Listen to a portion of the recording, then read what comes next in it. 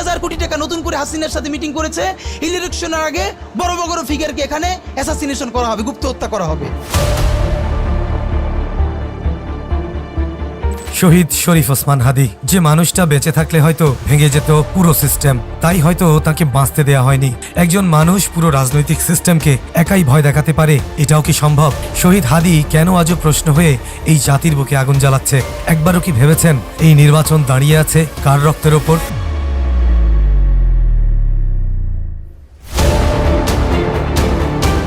বেঁচে থাকলে এবার ঢাকা ৮ আসনে স্বতন্ত্র প্রার্থী হতেন শহীদ শরীফ ওসমান হাদি। তিনি খুব অল্প সময়ের জন্য বাংলাদেশের রাজনীতিতে একটি প্রকাণ্ড নক্ষত্রের মতো জ্বলে উঠেছিলেন। চলে যাবার আগেই তিনি এই প্রজন্মকে শিখিয়ে গেছেন কিভাবে মাথা উঁচু করে কথা বলতে হয়, কিভাবে নিজের দেশকে সবার আগে রাখতে হয়। তাঁর এই প্রচণ্ড দেশপ্রেমী ভাবিয়ে তুলেছিল দেশের একটি শ্রেণীকে, যারা দেশপ্রেমের মুখোশ পরে প্রতিনিয়ত দেশকে বিক্রি করে নিজেদের পকেট ভরত। সেই মানুষগুলোর জন্য ওসমান হাদি হয়ে উঠেছিলেন এক মূর্তিমান আতঙ্ক। ২৪ পরবর্তী সময়ে হাদি হয়ে উঠেছিলেন এক নতুন বাংলাদেশের মুখপাত্র, যার কণ্ঠে ছিল প্রতিবাদের শব্দ কিন্তু অন্তরে ছিল ইনসাফের স্বপ্ন। চলে যাবার আগে এমন একটি রাজনীতি তিনি শুরু করে দিয়ে গেছেন যা এই দেশের মানুষ স্বাধীনতার ৫৪ বছরে দেখতে পায়নি। সংসদ সদস্যরা কোনো দলের কলাগাছ মার্কা প্রতিনিধি নয়, বরং জনগণের প্রতিনিধি হয়ে সংসদে যাবেন। এই রাজনীতিকেই তিনি প্রতিষ্ঠিত করতে চেয়েছিলেন, কিন্তু তাকে জীবন দিতে হলো। তিনি তো দেশের ভালো ছাড়া অন্য কিছুই চাননি। তবুও কাদের জন্য ভয়ঙ্কর শত্রুতে পরিণত হয়েছিলেন তিনি? প্রমাণ ছাড়া সেটা বলা অবশ্য মুশকিল, কিন্তু তিনি যাদেরকে চ্যালেঞ্জ ছুড়েছিলেন তারা কেউই কিন্তু সাধারণ মানুষ নয়। হাদি সেনাপ্রধান ওয়াকারুজ্জামানকে চ্যালেঞ্জ ছুড়ে বলেছিলেন, সাহস থাকলে কু করে দেখান, জনগণ গিয়ে ক্যান্টনমেন্টের ইট খুলে আনবে। এটা কোনো হুমকি ছিল না, এটা ছিল জনতার শক্তির ঘোষণা। শহীদ হাদি প্রধান উপদেষ্টার চোখে চোখ রেখে বলেছিলেন, আমি বিশ্বাস করি আপনি পালাতে আসেননি, তাই ভয় পাবেন না। নামগুলো বলেন কারা আপনাকে কাজ করতে দিচ্ছে না। ইন্টারিমের উপদেষ্টাদের উদ্দেশ্যে হাদি বলেছিলেন, একজন রিকশাওয়ালাও জানে আপনাদের কেউ ভালো না। আপনারা জুলাইকে বেচে দিয়েছেন, এক পা বিদেশে আর এক পা ক্ষমতার টেবিলে। শহীদদের রক্তের সঙ্গে আপনারা বিশ্বাসঘাতকতা করেছেন। এই অভিযোগ কোনো গুজব ছিল না, বরং এটা ছিল দেশের মানুষের এক অদেখা সত্য।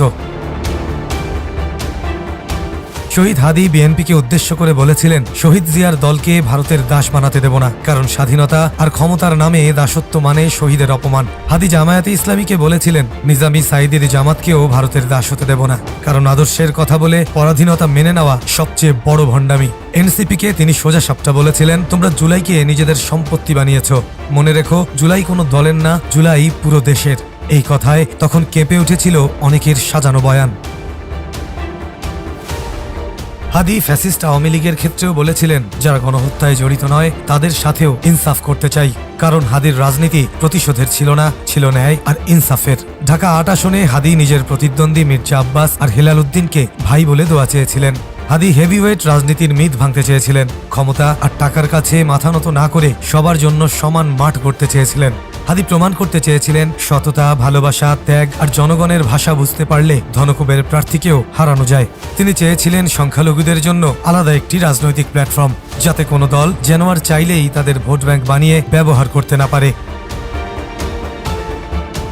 শহীদ হাদি স্বপ্ন দেখেছিলেন ভারতীয় আধিপত্যবাদের বিরুদ্ধে এই দেশের মানুষকে এক কাতারে দাঁড় করানোর। বন্ধু রাষ্ট্রের নামে ভারত আমাদের যেভাবে শোষণ করে যাচ্ছে দিনের পর দিন, তারা ক্ষমতা আর টাকার লোভ দেখিয়ে এদেশের রাজনীতি আর প্রশাসনে থাকা বাছাই করা পশুগুলোর হাতে দেশের শাসনভার তুলে দিয়েছে বছরের পর বছর। ওসমান হাদি চেয়েছিলেন সেই ষড়যন্ত্রকে নস্যাৎ করতে।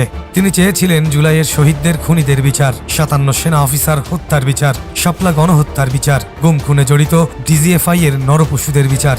হাদি কালচারাল ফ্যাসিজমের বিরুদ্ধে যোগ্য ও দক্ষ সাহসী মানুষ তৈরি করতে আমরণ সংগ্রাম করে গেছেন।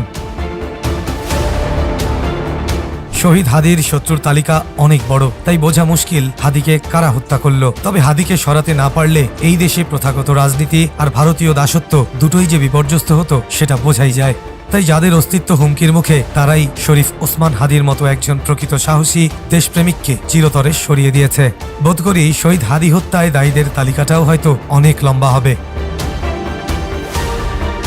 প্রকৃত অর্থে হাদি হত্যার বিচার করার সাধ্য হয়তো কারণেই, কারণ যারা বিচার করবে আর যাদের বিচার করবে তারা সবাই হয়তো এই সিস্টেমের সাথেই জড়িত। কারণ এর সাথে তারাই যুক্ত যারা হাদি সরে যাওয়ায় হাসি মুখে সারাদিন নির্বাচনের গান গাইতে পারছে, যার মানে এই নির্বাচন শহীদ শরীফ ওসমান হাদির রক্তের উপরই দাঁড়িয়ে আছে। হাদি দেখাতে চেয়েছিলেন বিক্রি না হয়েও রাজনীতি করা যায়, মুড়ি আর বাতাসা দিয়েও জনসংযোগ হয়, কোটি টাকা ছাড়াও নির্বাচন করা যায় যদি জনগণ পাশে থাকে। এই চাওয়াগুলো কি এতটাই অপরাধ ছিল? এর কারণেই কি হাদিকে বাঁচতে দেয়া হলো না? যদি শহীদ হাদির স্বপ্ন অপরাধ হয় তাহলে এই রাষ্ট্র নিজেই অপরাধী। আর যদি তার চাওয়াগুলো সত্য হয় তাহলে হাদি মরেনি। শহীদ হাদি আজও প্রশ্ন হয়ে এই জাতির বুকে আগুন জ্বালিয়ে রেখেছে। হাদি মানে বজ্রকণ্ঠে শানিত ন্যায়, ইনসাফের স্লোগান, যে স্লোগান বারবার প্রতিধ্বনিত হয়ে ফিরবে এই বাংলাদেশে প্রজন্ম থেকে প্রজন্মে। ইনকিলাব জিন্দাবাদ।